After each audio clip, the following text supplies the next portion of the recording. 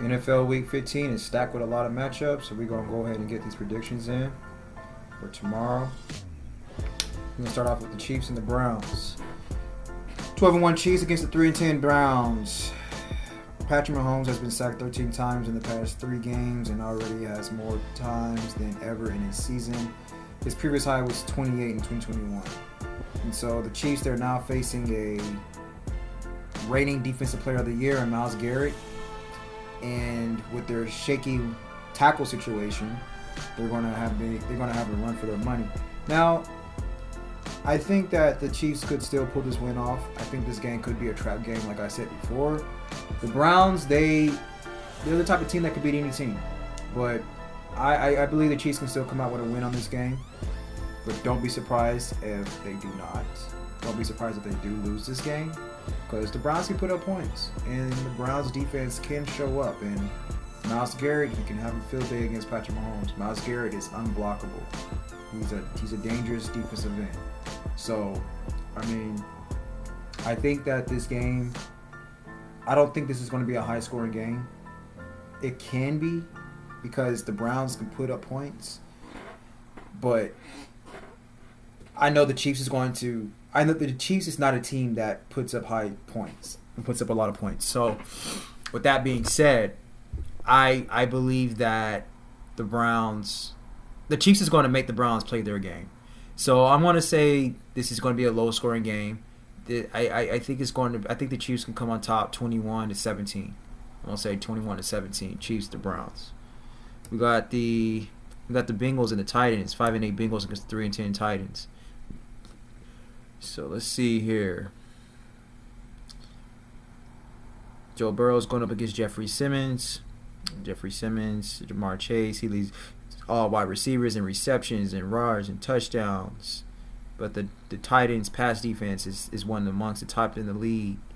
Rookie cornerback Javaris Brownlee Jr., he is looking forward to the matchup against Jamar Chase, he said. So let's see.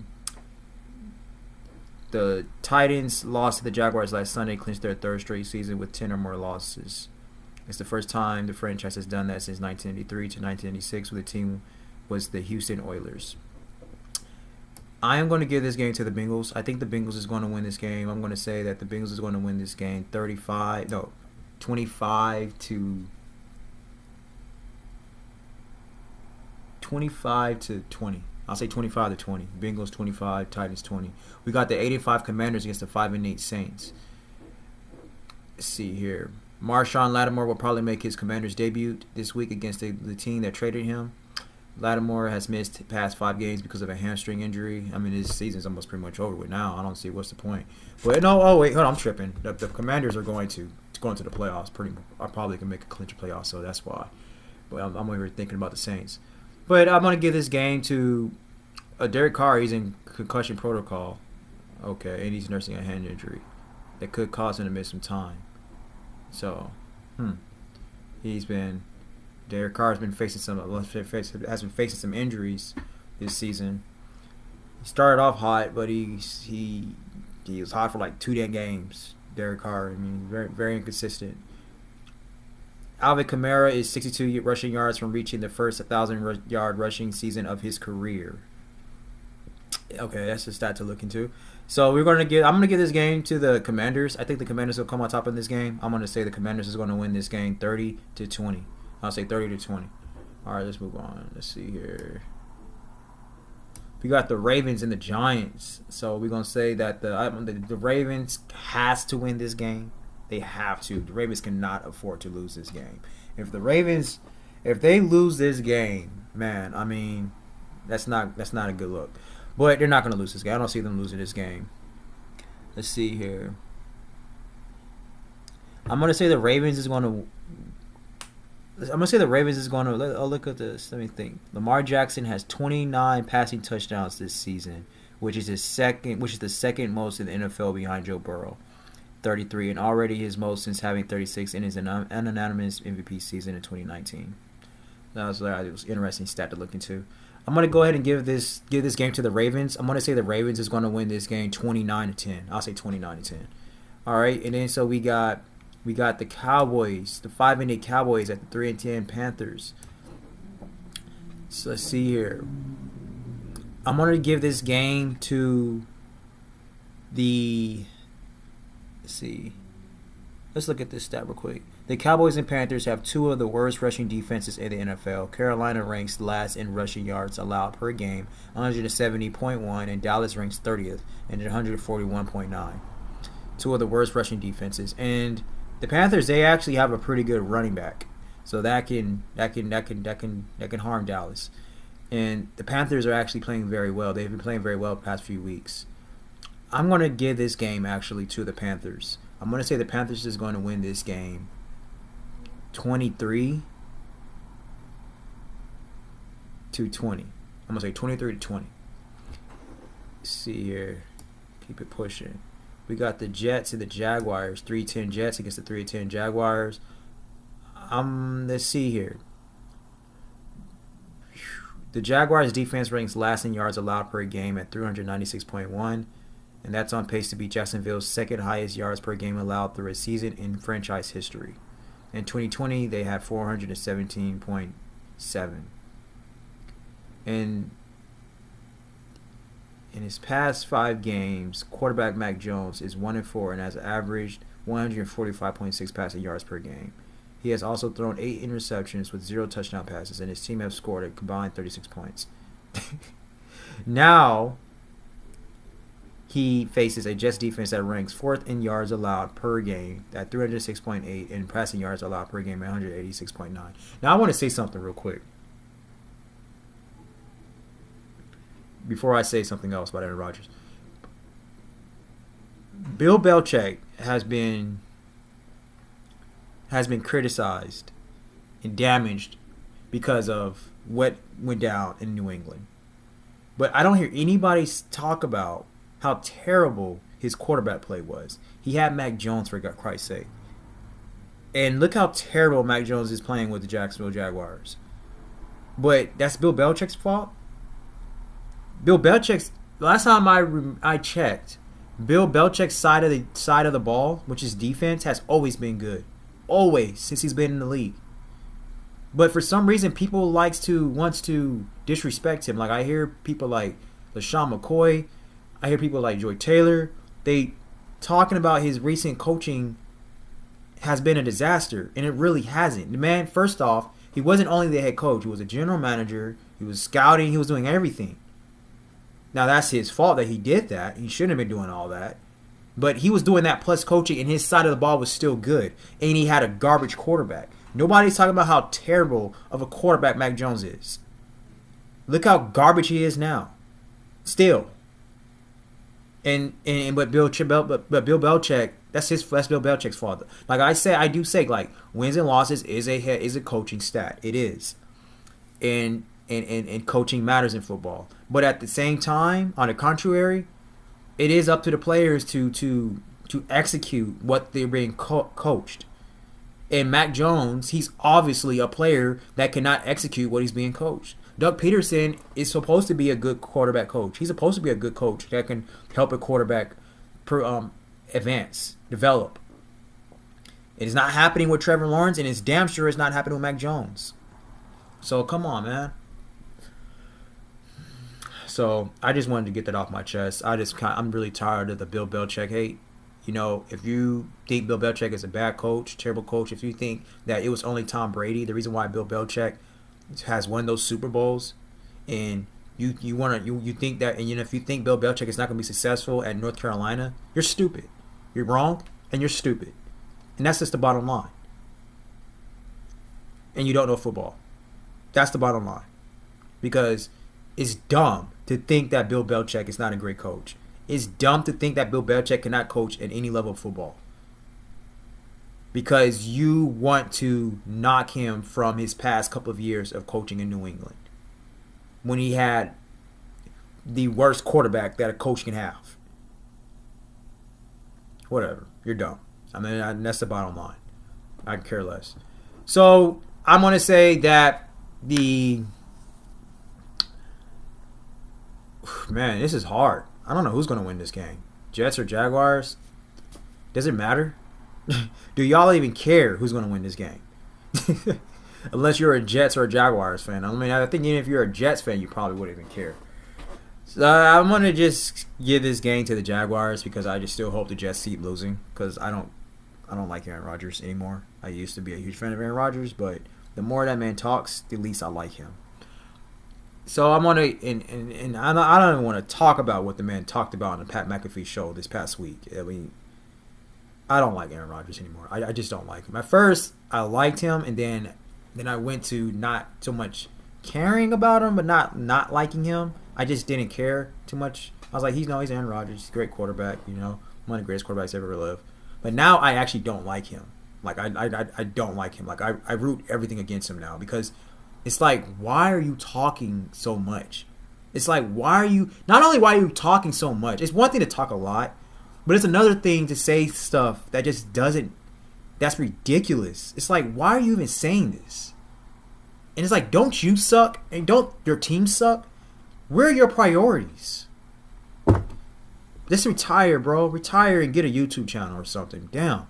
But anyway, we're going to say the Jaguars are going to win this game because I'm rooting against the Jets and and Aaron Rodgers. I'm going to say the Jaguars are going to win this game 15-3. I don't know, 15-3. And I think the Jets are probably going to put up more points than that, but I can care less. I don't want to put too much thought in this game. Dolphins 6-7 Dolphins, 8-5 Texans. Let's say here the turnover ball battles. Let's keep an eye on the turnover battle. Houston's defense intercepts passes as the second highest rate in the NFL at 3.72%. Miami, on the other hand, has thrown interceptions on just 1.1% of his pass attempts this season, the fourth lowest rate in the league. Dolphins quarterback Tua Tagovailoa has thrown 11 touchdowns to 0 interceptions in his past 4 games and has a 15-1 touchdown-interception ratio in 7 games and 6 returning from injured reserve. C.J. Stroud has had the second most dropbacks, 252 against 2 split coverage, and the Dolphins run split safety looks on 47% of opposing quarterbacks' dropbacks. So let's say here,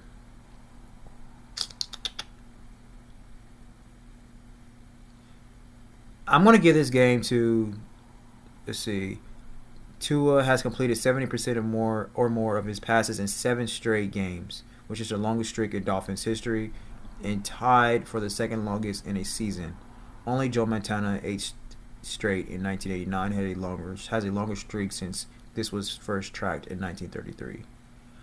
So Tua's playing all right, but I'm going to give this game to the Texans.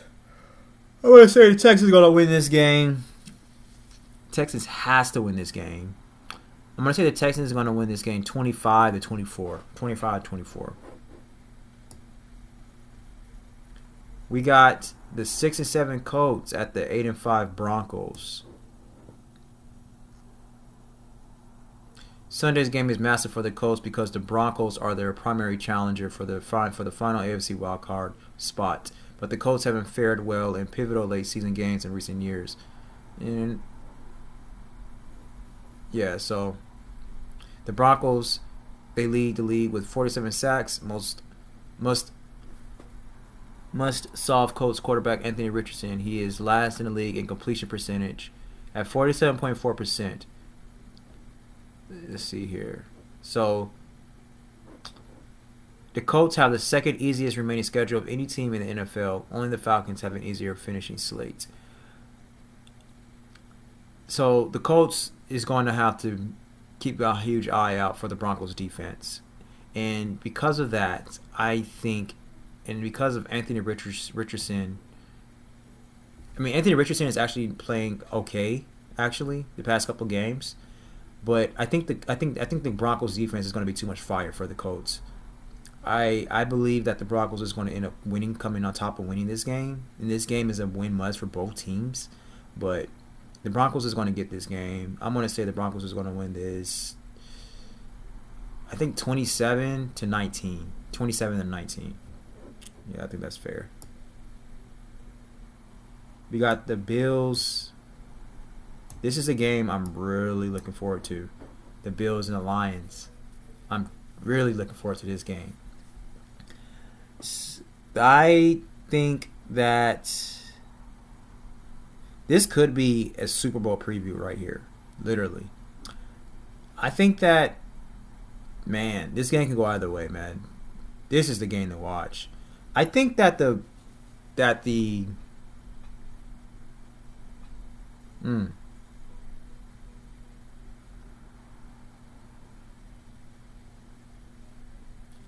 I feel like, man, I'm trying to think who could win this game. Man, let me think. Hold on for a second. Uh,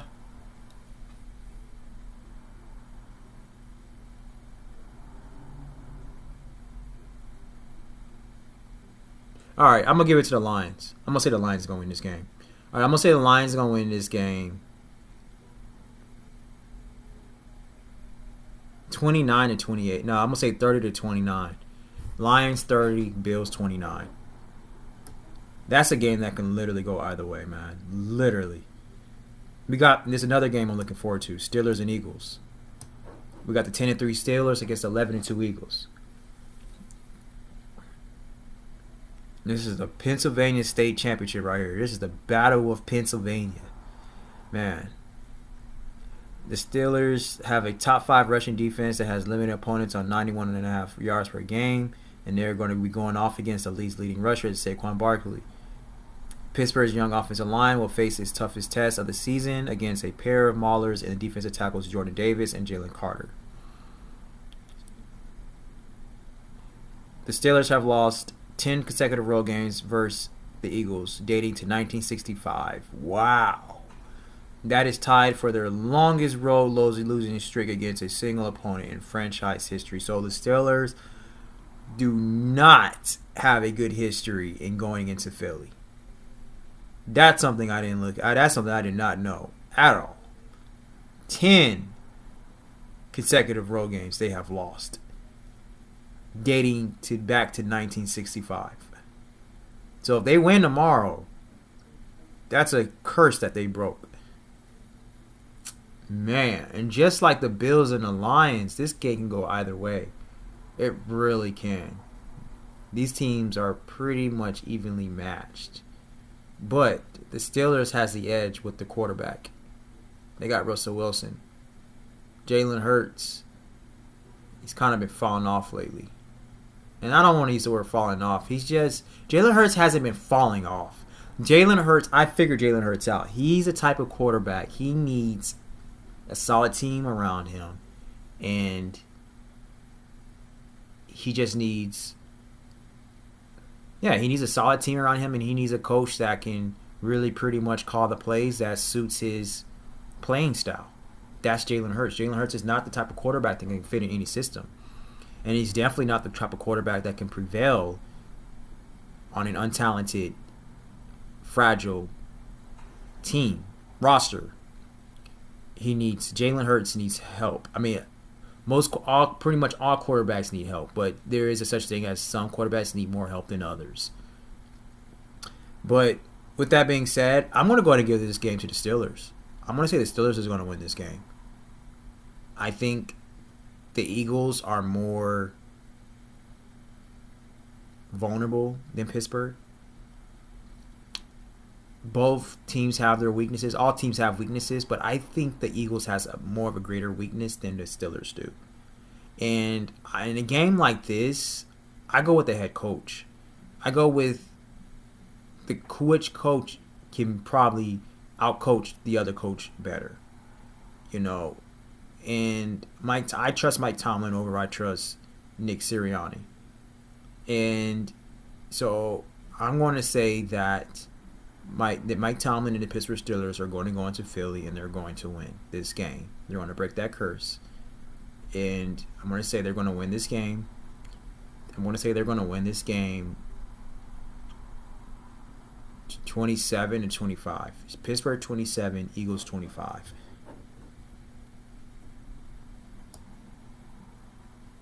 We got the 3-10 Patriots at the 6-7 Cardinals. Drake May has 345 yards and 1 touchdown. And Cardinals 6-year quarterback Kyler Murray has 444 yards, 4 touchdowns, that combined for 789 yards and 5 rushing touchdowns this season. Okay. So they both have a lot of rushing yards. And so this is going to reflect on how both teams needs to game plan against limiting both quarterbacks from scrambling all the time. in this game. And Arizona's red zone rate in the past 3 games are all losses with 18.2% compared with 63.3% in the first 10 games when Arizona was 6-4. So the Patriots is tied for 21st in red zone defense, allowing a rate of 60.9%. The Cardinals have lost 3 games in a row, week 12 through 14, after a 4-game winning streak. During that span, their 15.3 points per game ranks 29th in the league. Yeah, like I said before, the Cardinals, they're a very inconsistent team. I think the Patriots can win this game. I'm going to give this edge to the Patriots. I'm going to say the Patriots is going to win this game 17-14. I'm going to say 17-14. All right. Game you're looking forward to? You already know. The Buccaneers, 7-6 Buccaneers at the 8-5 Chargers. All right. This is a must-win for LA. This is a must-win for us. We have to win this game. This game is a non-negotiable. No, we have to win this game. The Bucs have won 3 straight games to get to 7-6 and moved ahead of the Falcons into first place in the NFC South. This is arguably their toughest remaining opponent, as it's the only one with a winning record. The Chargers' defense makes this particularly challenging for quarterback Baker Mayfield and company. Los Angeles allows a league low of 15.9 points per game and has given up only 15 passing touchdowns this season. The Chargers haven't lost back-to-back games since week 3 and 4 when they fell to the Chiefs and Steelers respectively. So part of the reason why they lost those games was that quarterback Justin Herbert had a high-rate ankle sprain. And so he is navigating another ankle sprain this week, this time to his left ankle. So we still don't know if he can play, and this could hurt our chances of scoring and getting getting into the league. And especially with a high-powered offense like the Buccaneers, so we really are going to have to depend on our defense to kick it in. And so this is a very scary game, and it's very scary that Justin Herbert is injured. Man, I'm starting to think Justin Herbert is injury prone, to be honest with you. He gets injured a lot, but he is a really tough quarterback. He's so tough, man. He's tough, but he gets injured a lot. So, I think the Chargers. I think the Chargers can win this game. This is an opponent that the Chargers can beat. This is an opponent the Chargers should be able to beat, even with Justin Herbert being injured. I'm going to say that the Chargers is going to win this game 19-18. I'm going to say 19-18.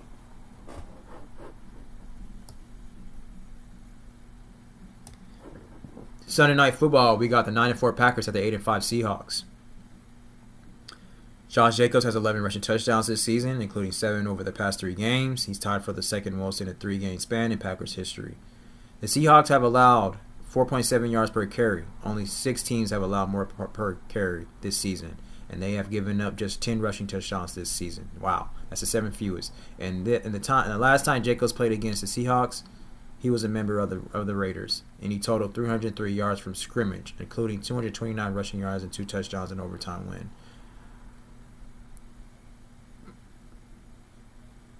Just see here. The Seahawks offensive line is coming off their best performance of the season against Arizona. They was paving the way for 176 rushing yards in the win against Arizona, and they only allowed 2 quarterback hits and a 16.7% pressure rate, both season lows, and did not allow a sack for the first time this season.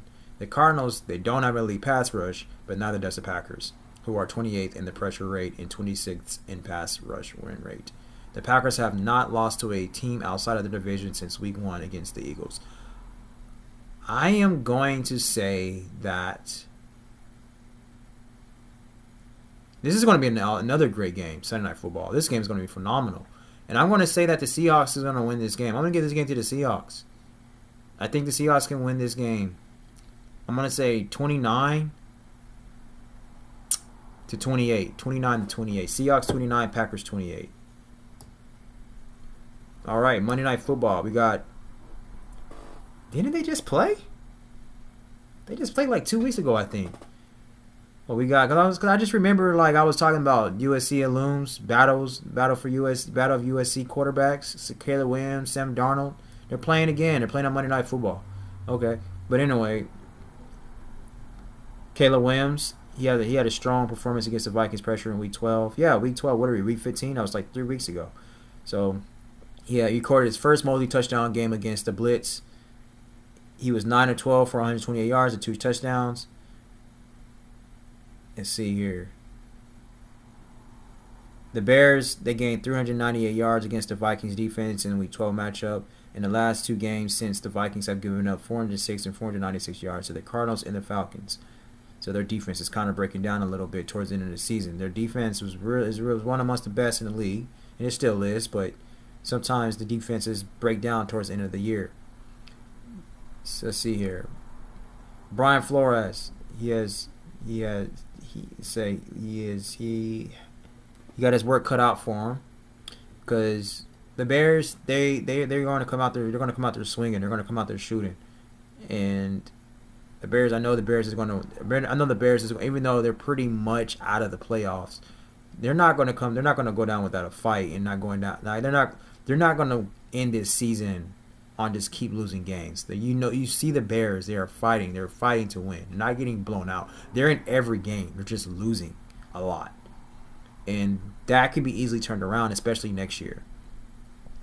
Vikings wide receiver Justin Jefferson had 132 receiving yards with 2 touchdowns in Week 14 against the Falcons. He has never had back-to-back games with multiple receiving touchdowns in his career. That's wow. I would have thought that. I mean, all the stats that Justin Jefferson been putting up. So, I think that